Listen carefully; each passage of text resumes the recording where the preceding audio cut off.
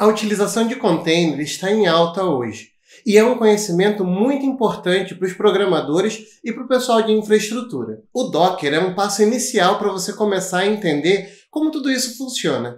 Então, vem comigo até o final desse vídeo que eu vou te mostrar como fazer a instalação do Docker no Windows utilizando o WSL2. Meu nome é Rodrigo Tavares, sou arquiteto de software e esse é o canal Espertos Tech.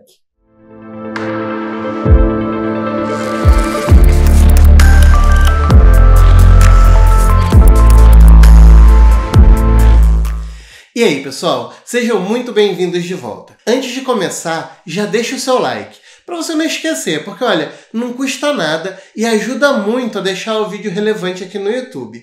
E para não perder a viagem, já que você vai dar o like mesmo, aproveita e já se inscreve no canal e aperta o sininho. E uma última coisa antes de começar, eu prometo. Lá no Instagram do canal, eu tô postando um monte de coisa legal. Então vai lá, busca @espertostech ou aqui embaixo na descrição do vídeo, você clica no link redes sociais. Tem um monte de coisa que eu tenho postado lá que não tá aqui no YouTube. Pronto, agora que eu já fiz aqui o meu jabá do canal, vamos pro que interessa. Nesse tutorial, a gente vai usar o WSL2 como dependência para instalar o Docker. Se você não tem ideia do que é o WSL2, tem um vídeo aqui no canal explicando o que é, como que faz a instalação e a configuração completa, tudo passo a passo. Eu vou deixar um card aqui em cima, um no final e aqui embaixo na descrição do vídeo um link para ele também. Agora a gente vai ver o que é o Docker e para que ele serve. Bora lá! O Docker é uma forma de virtualização a nível de sistema operacional. Na virtualização tradicional, conhecida como máquinas virtuais, você precisa reservar uma certa quantidade de recursos da máquina hospedeira para emular aquele sistema operacional completo. Esse sistema é totalmente apartado e ele consome imediatamente todos os recursos que você separou para ele quando ele é ativado. Na prática, vamos ver um exemplo. Se você tiver uma máquina com 4 processadores e 8 GB de memória, quando você cria uma máquina virtual com 1 processador e 2 GB de memória, imediatamente, quando você inicializar essa máquina virtual, a sua máquina hospedeira vai passar a ter 3 processadores disponíveis e 6 GB de memória. Mas quando a gente cria uma instância do Docker, que nós chamamos de containers, todos os recursos da máquina hospedeira, eles continuam disponíveis, tanto para a máquina hospedeira quanto para o container, utilizando eles só quando eles forem necessários. É mais ou menos o mesmo comportamento de iniciar qualquer programa na sua máquina. Além de um melhor gerenciamento de recursos, esse tipo de virtualização ajuda com outros problemas que a gente costuma enfrentar constantemente no desenvolvimento de aplicações. Um deles, que tentamos resolver diariamente, é a necessidade de ter vários ambientes de desenvolvimento instalados na mesma máquina. Uma outra situação muito comum é que quando a gente precisa levar a nossa aplicação para outro lugar, como por exemplo, executar os testes da aplicação em um outro ambiente completamente diferente do ambiente de desenvolvimento. Quando a gente desenvolve um software, é comum a gente ter diversas configurações locais para aquela aplicação funcionar. Quando a gente chega no fim do desenvolvimento e precisamos pegar essa aplicação, tirar da nossa máquina e levar para outro lugar, a gente normalmente precisa replicar todas as configurações que a gente fez na máquina local no novo ambiente. E acredite, é muito comum faltar um monte de configurações quando a gente faz essa movimentação. Em resumo, a utilização de um Docker, um container Docker, resolve aquela famosa frase que na minha máquina funciona. Isso porque, ao invés de distribuir o pacote só da aplicação, com uma lista de instruções como fazer a configuração e instalação, você executa a aplicação dentro do container com todas as dependências e configurações. Esse container ele é distribuído e ele pode ser levado com todas essas configurações para onde você quiser, exatamente como estava na máquina do desenvolvedor. Tem outros vários benefícios na utilização de um container, como por exemplo, a execução de testes, a publicação contínua da aplicação, o dimensionamento dinâmico de recursos e processamento. E isso aqui, por exemplo, é fundamental quando você vai trabalhar, por exemplo, numa arquitetura de microserviços. Os containers também simplificam a portabilidade do ambiente, como a gente acabou de falar.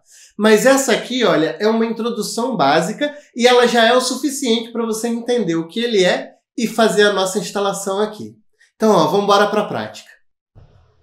Bem, agora que a gente já sabe o que é o Docker e como ele funciona, vamos fazer a instalação dele no Windows, utilizando o Docker Desktop. É importante lembrar que esse daqui é só o primeiro passo de tudo isso. Nesse tutorial, nós vamos fazer a instalação do Docker Desktop, vamos executar um tutorial que o Docker disponibiliza para a gente já logo depois da instalação e vamos fazer a instalação do MongoDB, do container do MongoDB dentro do Docker. Depois tem muito mais. Então, se você não quiser perder os próximos vídeos sobre Docker e sobre containers aqui, você já se inscreve aqui no canal e clica no sininho selecionando a opção todas, que daí toda vez que sair um vídeo novo, o YouTube vai te avisar, tá bom? Então vamos lá. A primeira coisa que a gente precisa ver é se o WSL2 está instalado no Windows. Como eu falei lá no começo, o WSL2 é um sistema que emula o Linux dentro do Windows. E a gente tem um vídeo completo da configuração dele aqui no canal,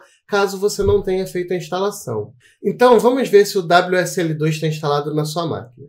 Você clica aqui no menu Iniciar e vai digitar Recursos do Windows. Ó, já está aqui, melhor correspondência, ativar ou desativar Recursos do Windows, tá? Então, ao abrir aqui o Recursos do Windows, nós vamos ver aqui embaixo Subsistema do Windows para Linux. Então, ele está aqui, o subsistema, o WSL2, né? Windows Subsystem for Linux, ou subsistema do Windows para Linux, está instalado. E a gente precisa verificar se ele está na versão 2.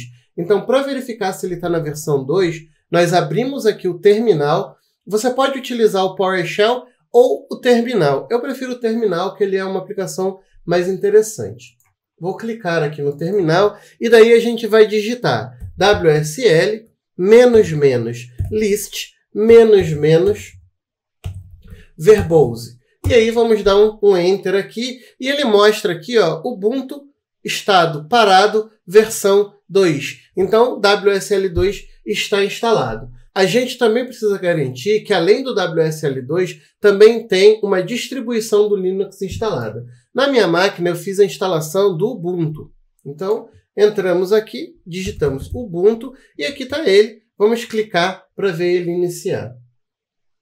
Bem, certinho, o Ubuntu está aqui instalado, então, sem problema nenhum, já podemos partir para a instalação.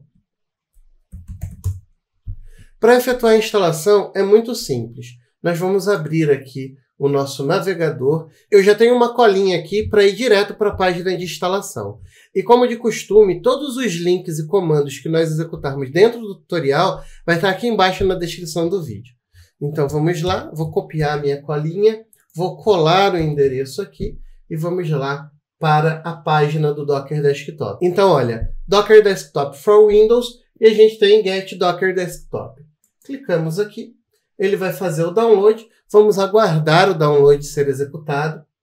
Pronto, o download foi concluído, nós vamos abrir a pasta de onde ele foi instalado. Aqui está, então nós temos Docker Desktop Installer aqui. Basicamente o que a gente precisa fazer é dar um duplo clique para executar o instalador. Podemos fechar essa janela e podemos fechar o navegador. Veja que para efetuar a instalação do Docker Desktop, nós precisamos de permissão de administrador. Então, basta confirmar aqui, dando a permissão para o Docker, já que é um conteúdo que nós confiamos. Então, sim, pode ter permissão de instalador e seguimos aguardando a abertura do instalador do Docker Desktop. Então, aqui, ele já carregou algumas configurações que ele precisa para a instalação, que é habilitar o Hyper-V do Windows, a instalação dos componentes do WSL2 e adicionar aqui o atalho do desktop, tá? Então, mantemos tudo e não esqueça que se caso você tiver problema com a instalação do WSL2, a gente tem um vídeo aqui no canal que o card vai estar aqui em cima. Ok, e vamos aguardar ele descompactar o arquivo e efetuar a instalação. Segue o padrão Next, Next, Finish do Windows. Prontinho, a instalação foi concluída e como você pode ver, ele pede para reiniciar a máquina. Esse é um passo obrigatório, se você não fizer isso, as coisas não vão funcionar muito bem não. Então vamos lá, Close and Restart e vamos aguardar a máquina reiniciar. Pronto, a máquina já reiniciou. Vamos esperar aqui o Docker iniciar automaticamente. Aqui um ponto muito importante sobre o Docker Desktop, tá? O Docker ele fez uma atualização na licença de uso dele, mas como vocês podem ver, ele continua free apenas para empresas que tenham menos do que 250 colaboradores e que tenham faturamento inferior a 10 milhões de dólares por ano. Isso vai começar a valer a partir do dia 31 de janeiro de 2022.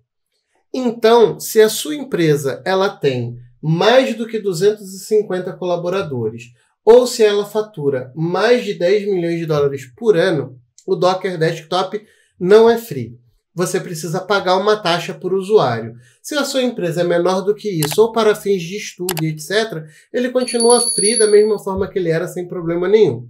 Fica claro que a partir do dia 31 de janeiro de 2022, o Docker passa a ter um custo para as empresas que não se encaixarem nesse requisito aqui. Bem, eu vou aceitar os termos aqui e dizer que aceito e aguardar que o Docker seja inicializado.